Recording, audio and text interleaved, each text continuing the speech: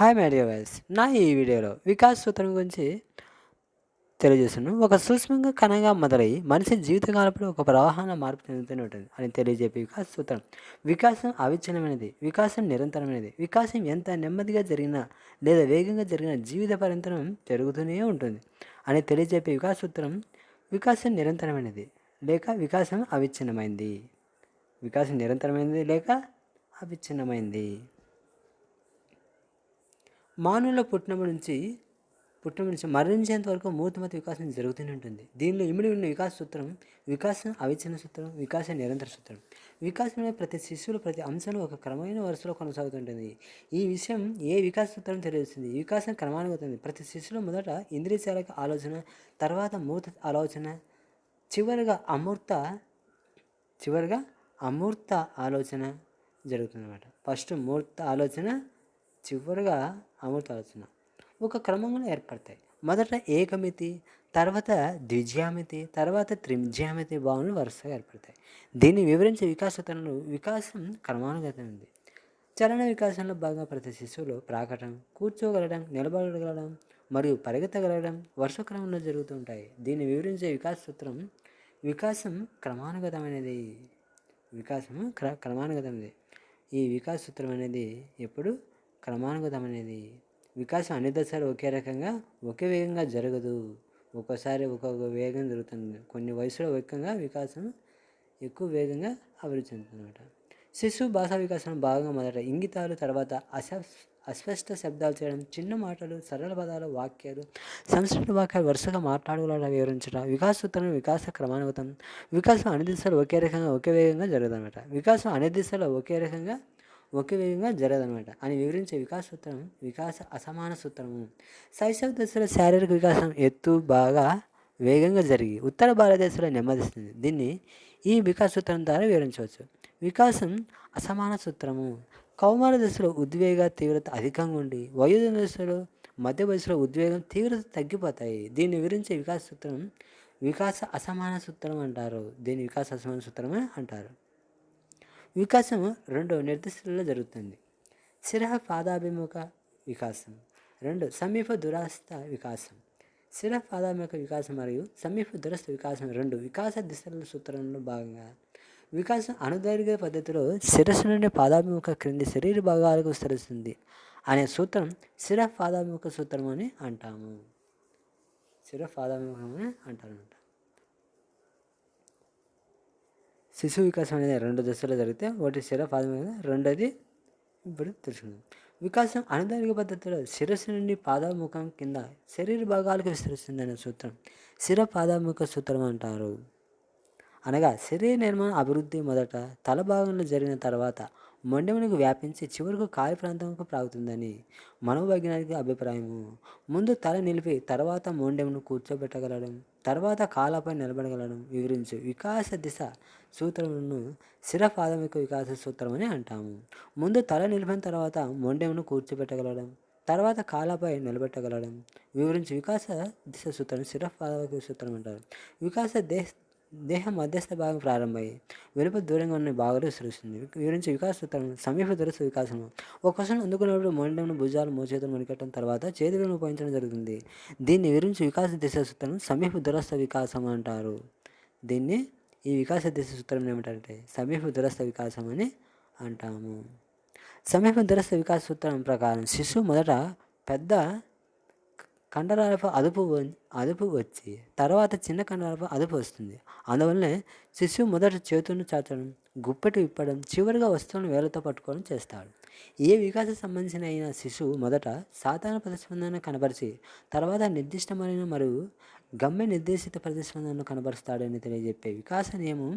వికాసం సాధారణ నుండి నిర్దిష్ట వైపు సాగుతుందన్నమాట. ఉద్వేగ వికాసం భాగంగా శిశువు మొదట నూతన అసాధారణ వస్తువులు సాధారణ భయంతో కూడిన ప్రతిస్పందనతో ఎదుర్కొనను. ఆ తర్వాత భయంతో కూడిన ప్రతిస్పందనలు సందర్భానుసారంగా ఏడవడం, పరిగెత్తడం, తప్పించుకోవడం వంటి నిర్దిష్ట ప్రతిస్పందనలను వ్యక్తం చేయను. దీన్ని వివరించి వికాస సూత్రం వికాసం సాధారణ నుండి నిర్దిష్ట వైపుకు సాగుతుంది. వికాస సూత్రం అనేది సాధారణ నుండి నిర్దిష్టమైన వైపుకు సాగుతూ ఉంటుందన్నమాట. ఉద్వేగ వికాసం భాగంగా శిశువు మొదట అసాధారణ వస్తువులు సాధారణ భయంతో కూడిన పరిస్థితులతో ఎదుర్కొంటాడు. అంటే వికాసం అనేది సాధారణంగా నిర్దిష్ట వైపుకు సాగుతుందంట. అంటే సాధారణ అంటే సరళ నుంచి సంక్లిష్ట వైపుకు సాగుతూ ఉంటుంది. సరళ నుంచి సంక్లిష్ట వైపుకు కొనసాగుతూ ఉంటుంది.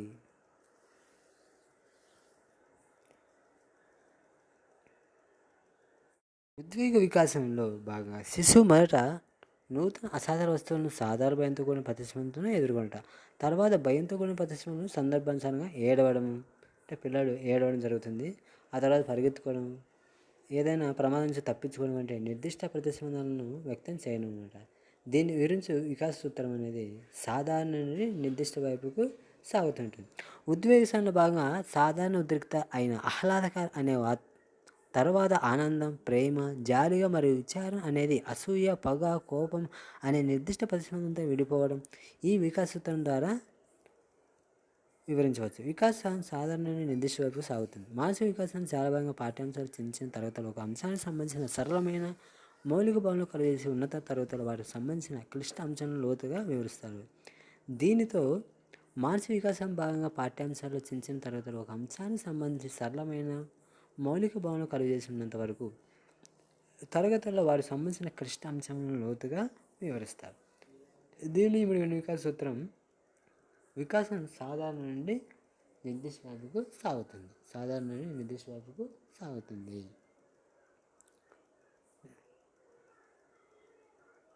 శారీరక మార్పులు అయిన మానసిక మార్పులు అయిన ఒకసారి సంభవించగతంతో ఏర్పడిన మార్పుల ఆధారంగా కొత్త మార్పులతో చేర్పులతో జరుగుతుంది అనే వివరించే వికాస సూత్రం వికాస సంచిత సూత్రము. ఒక వికాస కృత్యానికి కారణమైన ఎన్నో ప్రక్రియలు అంతర్గతంగా జరుగుతూ ఒక ప్రక్రియ ఆధారంగా మరో ప్రక్రియ సంభవిస్తూ అవన్నీ సమన్వయం చేయడం ద్వారా హఠాత్తు ఒకరోజు బయట కనిపించే మార్పును గురించి వికాసం సూత్రము. డాచలన వికాసంలో భాగంగా కండర పటిష్టత వంటివి ఒక వికాస కృత్యానికి కారణమైన ఎన్నో ప్రక్రియ అంతర్గతంగా జరుగుతుంటుంది. ఒక ప్రక్రియ ఆధారంగా మరో ప్రక్రియ సంభవిస్తుంది. అవన్నీ సమన్వయం చేయడం ద్వారా హఠాత్తుగా ఒకరోజు బయటకు కనిపించే మార్పును గురించి వికాస సూత్రం. డాచలన వికాసంలో భాగంగా కండర పట్టించే శరీరం అదుపు ఎముకలు బలంగా తయారవుట ప్రక్రియలన్నీ అంతర్గత వికాస సంచిత సూత్రం అని అంటాము. అంతర్గత వికాస సంచిత సూత్రం అని అంటాము. అంటే ఒక వికాస కృత్యానికి కారణమైన ఎన్నో ప్రక్రియలు అంతర్గతంగా జరుగుతూ ఉంటాయి. ఒక ప్రక్రియ ఆధారంగా మరో ప్రక్రియ సంభవిస్తుంది. అవన్నీ సమన్వయం చేయడం ద్వారా హఠాత్తుగా రోజు బయట కనిపించే మార్పును వికాస సూత్రం డాచలన వికాసంలోనే తెలియజేస్తాం. సైకాలజీ మనం ఎంత ఇంట్రెస్ట్గా వింటే అంత చక్కగా మనం గుర్తుంచుకోగలం. నెక్స్ట్, శిశువు చతురస్రం గీయగలిగిన తర్వాతనే దాని ఆధారంగా సమఘనములు అలాగే దీర్ఘచతురస్రం గీయగలిగిన తర్వాతనే దాని ఆధారంగా దీర్ఘగణములను గీయగలడు.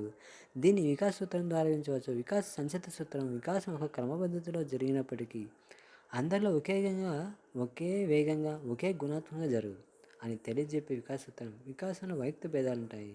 అంటే వికాసం అందరిలో ఒకే విధంగా ఉండదన్నమాట. ఒక్కొక్కరికి ఒక విధంగా ఉంటుంది. చలన వికాసంలో భాగంగా కొందరు శిశువులు 6 నెలలు నిలబడగలిగితే మరికొందరు 9 నెలలు నిలబడగలరు. కొందరైతే 9 నెలలకు నడవగలిగితే మరికొందరు 1 సంవత్సరంగా నడవడం అనేది వికాసం యొక్క ఏ సూత్రం వివరిస్తుంది? వికాసం వైయక్తిక భేదాల సూత్రం. వికాస వైయక్తిక భేదాల సూత్రం. కొందరు నైతిక వికాసంలో భాగంగా కోల్బర్గ్ చెప్పిన 4వ స్థాయికి వరకే చేరుకుంటే మరికొందరు 5వ స్థాయికి ఇంకొందరు 5వ స్థాయికి సంబంధించిన ఉండదు. కవలల సోదరులైన సుబ్బు కంటే రాములు అమృత ఆలోచన స్థాయి 50 రెట్లు అధికంగా ఉంటుంది. దీని వికాస సూత్రం ద్వారా వివరించవచ్చు. వికాసంలో వైయక్తిక భేదాలు ఉంటాయి. ఒక దశలో శిశువు యొక్క ప్రస్తుత వికాస లక్షణాలను బట్టి రాబోయే దశలోని వికాస లక్షణాలు ముందుగానే అంచనా వేయవచ్చు అని తెలియజెప్పే వికాస సూత్రంనే వికాస ప్రాగుక్తీకరణ సూత్రము. వికాస అంటే ఒక దశ శిశువు యొక్క అదేవిధంగా 8 సంవత్సరాల శిశువు యొక్క ప్రస్తుతం ఎత్తును బట్టి 20 సంవత్సరాలకు శిశువు ఎంత ఎత్తు వరకు ఎదుగుతాడు అని అంచనా వేస్తుంది. దీన్ని వివరించి వికాస సూత్రం వికాసాన్ని ప్రాగుక్తీకరించవచ్చు. వ్యక్తిలో వివిధ వికాసాలన్నీ కలిసి ఒకదానిపై ఒకటి ఆధారపడి అభివృద్ధి చెందుతూ ఉంటాయి. అవి తెలియజెప్పే వికాస సూత్రం వికాస పరస్పర సంబంధ సూత్రము. వికాసం ఏకీకృతంగా మొత్తంగా జరుగుతూ ఉంటుంది. నైతిక వికాసం ఎప్పుడు సంజ్ఞాత వికాసంపై ఆధారపడి ఉంటుంది అని కోల్బర్గ్ తెలియజేశాడు. దీని గురించి వికాస సూత్రం వికాస పరస్పర సంబంధ సూత్రం అని అంటాము. మానసిక వికాసం లోపంతో బాధపడే విద్యార్థి శారీరక, సాంఘిక, ఉద్వేగ వికాసంలో కూడిన వెనుకబడిపోయి ఉంటాడు. దీన్ని వివరించే వికాస సూత్రం వికాస పరస్పర సంబంధ సూత్రం అంటారు. దీన్ని వికాస పరస్పర సంబంధ సూత్రం అని తెలియజేస్తాం. ఈ వికాసం గురించి తెలుసుకున్నాము.